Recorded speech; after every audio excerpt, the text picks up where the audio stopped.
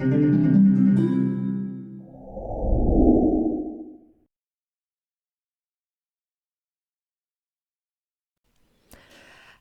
and welcome.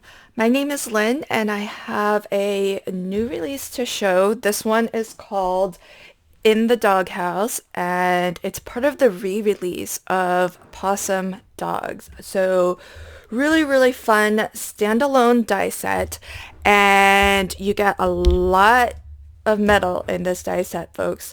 So I've already gone ahead and die cut everything just so that you can see all of the individual pieces, but let me show you how to put together the doghouse and some of the other elements and maybe give you a couple of different ideas for how to use some of these. So let me start off with the paw prints. So there are two sets of paw prints, a large and a small, and a couple different ways that you can use this. So one version is a outline die with some lovely stitch detailing, and you could use it just like that on its own. That's this one that's more solid. The plate that has the openings, that will actually cut out of your card like this. And because it doesn't have an outline cutting edge, you can actually use the negative space as just an interesting kind of detail in your card. And so whatever you put behind here will show through.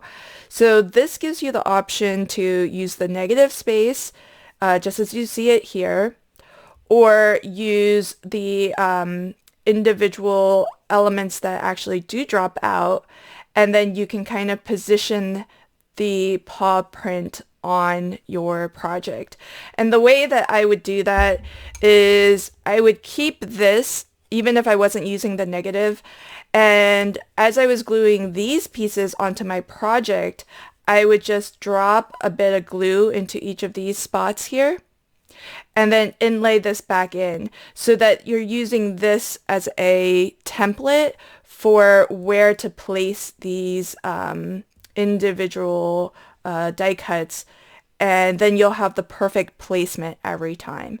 And so that's another way to use the paw prints. And this is a look at the difference in size between the two. The other way that you can use these paw prints is to mix and match. So here I've taken the small solid stitch detail die cut, and then I used the coordinating other die and inlaid those pieces in here because they fit perfectly within the stitch lines. And so you get this lovely kind of raised paw print that's really cool and it's nice and two-tone. The other thing you could do is you could die cut once out of this die with the stitching detail. So you have this. Then you can take this die and then layer the two on like that and run this through your die cutting machine. What that gives you is just the outline without the paw pads. So then you could use this on its own as an element if you like, which looks kind of cool. Or you can cut yourself another layer of the version with the stitch detailing and then layer it this way.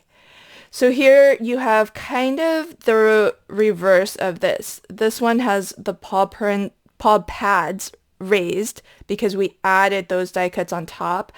This one, it looks more like the paw pads are recessed because we're adding kind of an outline on top. So you get a lot of different looks, a lot of different ways you can combine just these four dies here. So I think that's pretty fun. Then let me go through the little accessories and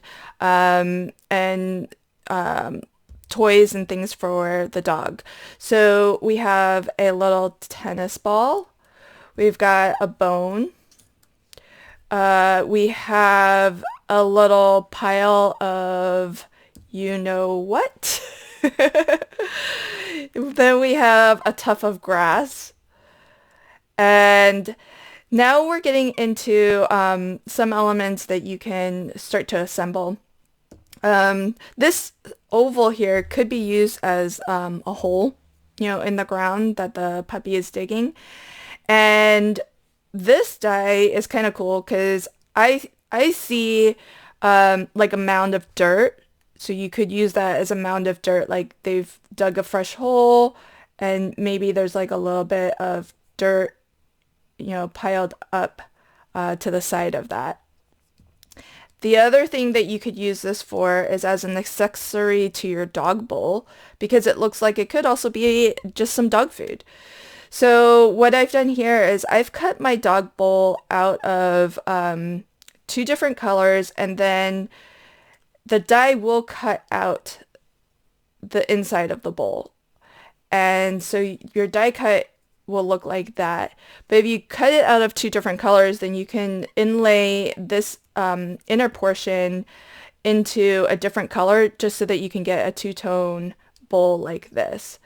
And so one thing that you could do is, and I'll do it quickly here, is you can run a bead of glue right at the bottom edge of this die cut, which I think could be, as I mentioned, could be food, it could be dirt. You can kind of use your imagination. And there's actually a little slit right there. And you could slip this into that slit if you wanted.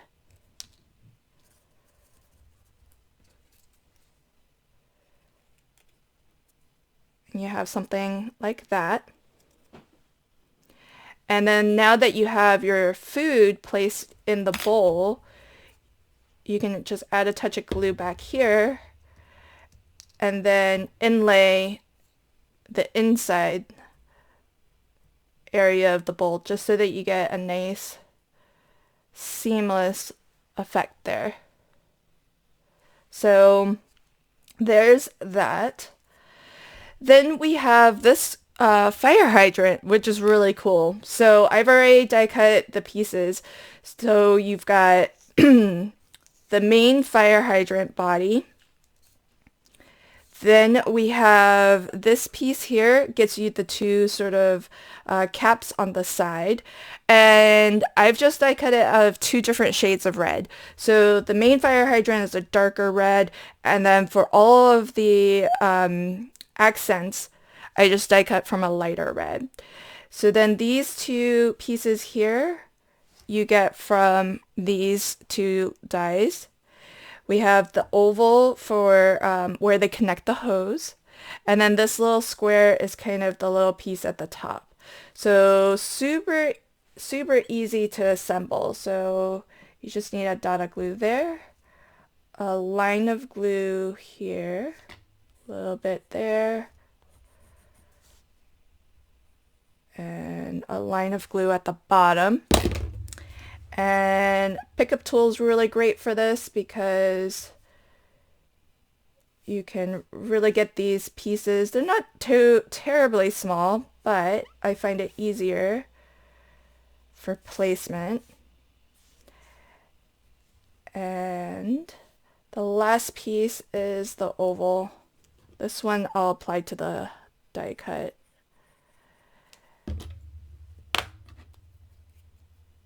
So that is your fire hydrant.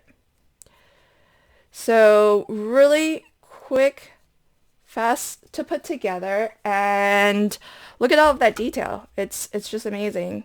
Super, super fun. And of course, I always think red for fire hydrants, but they do have them in different colors, so you can definitely get creative with that.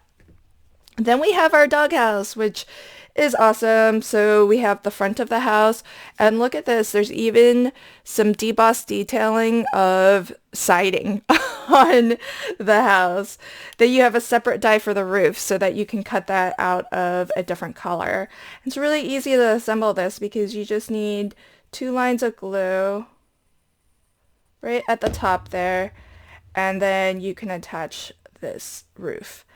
And while that's really simple and pretty lovely as it is, there are a couple things that you can do to dress up your doghouse. So for example, I've die cut this extra bone, and it could be cute to just put the bone as a little accessory to our house. And if you were making this as a card or maybe a mini album embellishment, you could even, this is big enough where you could probably write the name of, let's say you were making a pet card for somebody, you can write the name of their pet and personalize that. So that could almost be kind of the nameplate to the house. But that's one way to kind of dress up your doghouse. The other fun way to dress up your doghouse is to actually use the paw that does not have the outside cutting edge and cut into this piece. So it looks like that. You could back that with a bit of just plain old black cardstock. So go ahead and apply that. Or any color, really, whatever you want. And it'll look like that. So that's like a it's a pretty cool little accent to our house, and just another way to use these different paw print dies, which I think might be my favorite out of this set because they're just so versatile and super, super cute. And I love that we get them in the different sizes as well. So just a little bit of glue on this roof line, and we can attach our roof. So it fits really, really nicely. The die set has been really well designed so that you can really coordinate all of these elements. And look at that. That's the small paw print. So a couple of different options for how to create really cute, fun houses. But look at all of the other accessories you get as well. So you can really have fun with creating nice scenes, and this would work beautifully with the Build a Dog die set as well. So definitely check that one out too if you haven't already. Thanks so much. Here's a couple of projects that feature elements from this die set. Enjoy!